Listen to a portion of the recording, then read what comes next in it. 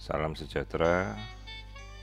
Kembali kita bertemu dalam topik untuk menjelaskan perihal apa yang dimaksud dengan operasi bedah sesar atau seksio sesaria. Di sini kita akan mulai membahas kapan dan sebenarnya sejak kapan adanya istilah operasi sesar atau bedah sesar itu, dan bagaimana indikasi, kemudian tipe-tipe operasinya.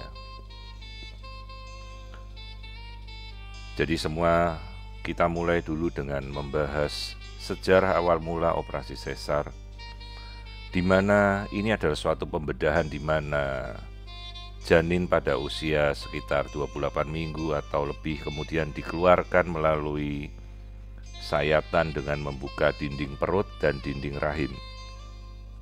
Dibedakan menjadi sesar primer atau yang dilakukan pertama kali dan sesar berulang apabila dilakukan pada kehamilan-kehamilan berikutnya. Nah, di sini adalah timetable di mana kita membahas perihal sejarah sesar. Yang pertama kali ditemukan dalam literatur adalah sekitar 715 tahun sebelum Masehi. Jadi istilah sesar ini sudah lebih dari 2700 tahun yang lalu. Pada mula Kekaisaran Romawi ditemukan bahasa Latin dengan istilah lex caesarea, di mana itu adalah sebuah hukum dalam Romawi kuno yang memperbolehkan persalinan dilakukan lewat mengiris dan membedah perut pada seorang wanita dalam kondisi sakratul maut atau telah meninggal, atau istilahnya lebih tepat sebenarnya persalinan postmortem.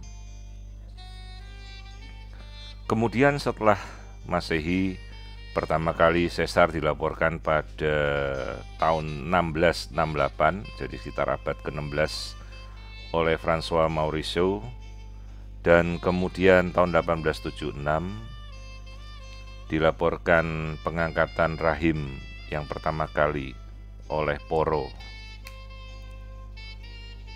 Kemudian dilakukan pembedahan transversal segmen bawah rahim oleh Kerrer pada tahun 1881. Tahun 1882 Max Sanger melakukan penjahitan dinding rahim pertama kali, dan kemudian Frank memperkenalkan teknik ekstraperitoneal tahun 1907. 1912 Kronik memperkenalkan insisi vertikal pada segmen bawah rahim. Lalu dipopulerkan irisan vertikal segmen bawah oleh Deli pada tahun 1922, dan 1926 Moonrocker memperkenalkan teknik pembedahan segmen bawah rahim. Kemudian seiring dengan adanya teknik-teknik pembiusan, diketahui bahwa tahun 1853 ini diperkenalkan pada saat persalinan kedua anak Ratu Victoria. Kemudian teknik antisepsis sejak ditemukan tahun 1860 dengan cairan karbol, lalu temuan antibiotik pertama kali penisilin, dan kemudian antibiotik jenis lainnya sehingga teknik operasi sesar semakin aman. Jadi praktis sejak tahun 1940-an dengan kemajuan teknologi dan riset medis ini sudah sesar yang sebenarnya termodern, jadi sejak itu sudah tidak ada perubahan apapun, tinggal semakin berkembangnya dengan ilmu anestesi dan antibiotika. Insiden operasi sesar di seluruh dunia sekitar 21% dari semua persalinan. Di Asia sekitar 23,1%, di Asia Tenggara sekitar 15,9%. Indikasi operasi sesar kita bagi dua menjadi indikasi ibu dan indikasi janin. Indikasi ibu meliputi kondisi plasenta yang menutupi jalan lahir atau plasenta previa, atau halangan keluar dari jalan lahir si ibu yang menimbulkan obstruksi atau sumbatan. Kemudian disproporsi antara janin dan panggul ibu, misalnya bayi yang terlalu besar atau panggul ibu yang terlalu kecil. Riwayat kelahiran dengan operasi sesar sebelumnya. Kemudian ada perdarahan atau ada riwayat komorbid hipertensi, diabetes. Juga keinginan dari ibu kita hormati, misalnya si ibu itu ingin melakukan operasi sesar. Juga apabila si ibu terindikasi terinfeksi virus. Indikasi janin sebenarnya hanya adalah indikasi mutlak terjadinya gawat janin atau fetal distress dan kelainan letak, misalnya letak melintang atau janin yang demikian besar atau kelainan bawaan janin. Kontraindikasi jelas apabila si ibu tidak bersedia dan pada umumnya tidak dilakukan pada janin yang sudah mati. Metode membuka rahim kita jelaskan berdasarkan tipe insisi atau irisan. Tipe melintang sesuai nama-nama penemunya adalah berdasarkan Pfannenstiel, Joel Cohen, Czerny, kemudian Maillard. Atau insisi vertikal, midline atau paramedian. Nah, di sini kita bisa ulas beberapa keuntungan dan kerugian dari masing-masing tipe transversal yang melintang maupun tipe yang memanjang atau vertikal. Secara kosmetik banyak yang dipakai adalah tipe transversal Pfannenstiel karena penyembuhan luka lebih baik, juga jaringan parut yang ditimbulkan lebih minimal sehingga kekuatan tarikan otot di perut ini cukup terkontrol. Hanya memang dari segi teknik lebih sulit untuk melakukan teknik operasi sesar pada tipe transversal. Nah, di sini adalah indikasi pembedahan sesar yang kita lakukan pada insisi pada segmen bawah rahim. Keuntungannya seperti yang bisa kita tampilkan di sini, resiko infeksi lebih kecil, perdarahan lebih ringan, jaringan parut atau keloidnya lebih ringan. Kemudian penyembuhan masa nifasnya juga lebih cepat.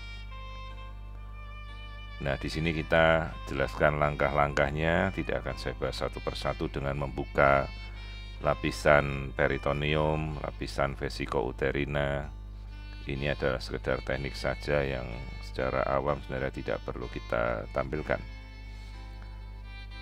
Nah, kemudian indikasi-indikasi pada cesarean klasik ini umumnya dihindari karena melibatkan segmen atas bagian rahim yang sangat aktif ya, jadi rawan jebol atau ruptur pada kehamilan berikutnya. Namun ini dilakukan dengan indikasi misalnya terjadi kandung kemih yang sangat lengket, ada miom pada bagian bawah rahim, ada kanker ataupun obesitas. Atau adanya kondisi di mana jumlah bayi lebih dari satu, atau janin yang terlalu kecil dalam posisi sungsang. Jadi kita melakukan irisan pada bagian tengah rahim secara vertikal, memanjang ke atas. Nah, ini adalah teknik-tekniknya, kemudian bagaimana kita menjahit lapisan luka. Kita bagi dua lapis. Lapisan pertama menjahit endometrium, lapisan kedua miometrium. Ini tidak akan saya bahas. Nah, ini adalah sebuah teknik yang lain lagi, namanya sesar ekstraperitoneal untuk mengurangi resiko infeksi. Jarang dilakukan karena tekniknya lebih sulit. Karena sekarang juga pengobatan antibiotik sudah sedemikian maju. Nah, ini adalah cara-cara sesar tipe ekstraperitoneal. Sekedar saya tampilkan di sini, bisa kita baca. Ini adalah sekedar teknik-teknik saja, jadi tidak ada perubahan suatu teknik apapun sudah kita temukan pada masa-masa sebelumnya. Nah, ini adalah suatu kondisi sesarian histerektomi di mana kita melakukan operasi sesar sekaligus kita mengangkat rahim. Misalnya kondisi yang sering ditemukan adalah perdarahan, rahim yang tidak mau berkontraksi, atau adanya kondisi di mana ada kanker serviks dalam kehamilan, atau kondisi lain di mana terjadi plasenta akreta yang tidak bisa dilepaskan ari-arinya menempel pada rongga rahim. Hanya memang kondisi histerektomi pada saat sesar ini resiko kehilangan darahnya sangat besar dan juga resiko mencederai saluran kandung kemih atau saluran kencing. Jadi setelah kita lahirkan bayi, maka kita angkat rahimnya secara utuh. Ini adalah tampilan gambar-gambar di mana kita melakukan pemotongan dan pemancongan pada rahim. Nah, berikut ini adalah urutan-urutan di mana kita melakukan operasi sesar. Ini adalah irisan pertama, sayatan melintang atau transversal. Kemudian kita membuka rongga otot dan rongga bawah kulit. Lalu kita membebaskan bagian depan dari dinding rahim. Lalu kita sobek bagian dinding rahim, kemudian ketuban kita pecahkan, lalu kita cari bagian bayi untuk kita lahirkan. Ini saat kita menarik bayi keluar. Setelah bayi lahir, maka plasenta kemudian kita lahirkan. Setelah plasenta lahir dan semua sudah kita bersihkan, kemudian dinding rahim yang sudah robek itu kita jahit kembali semuanya lapis demi lapis. Seperti saat kita membuka, demikian pula saat kita menutup. Semuanya lapis demi lapis. Lapisan otot, lapisan bawah kulit, kemudian subkutan ini kita jahit dengan jahitan bawah kulit sehingga tidak terlihat lagi bekas jahitannya.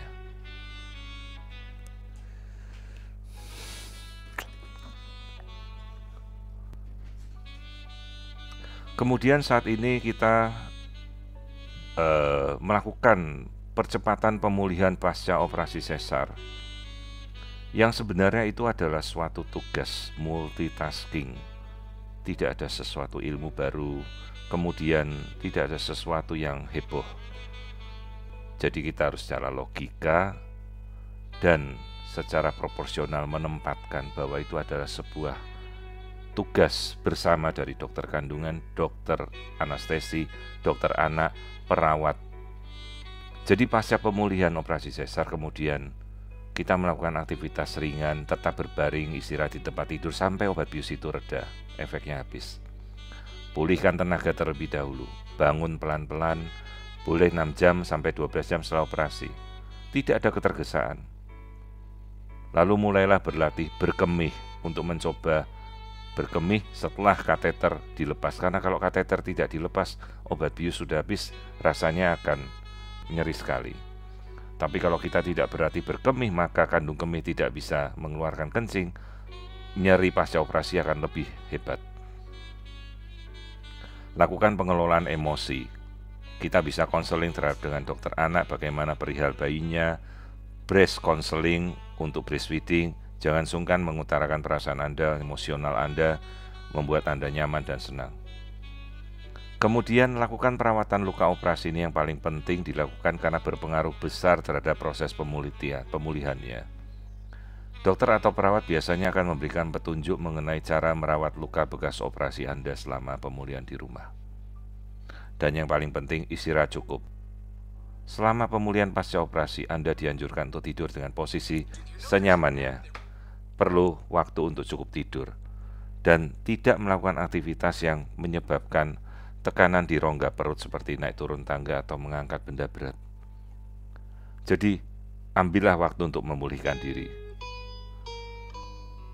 Tidak ada ketergesaan. Tidak ada sesuatu hal yang perlu dibuktikan bahwa Anda telah pulih.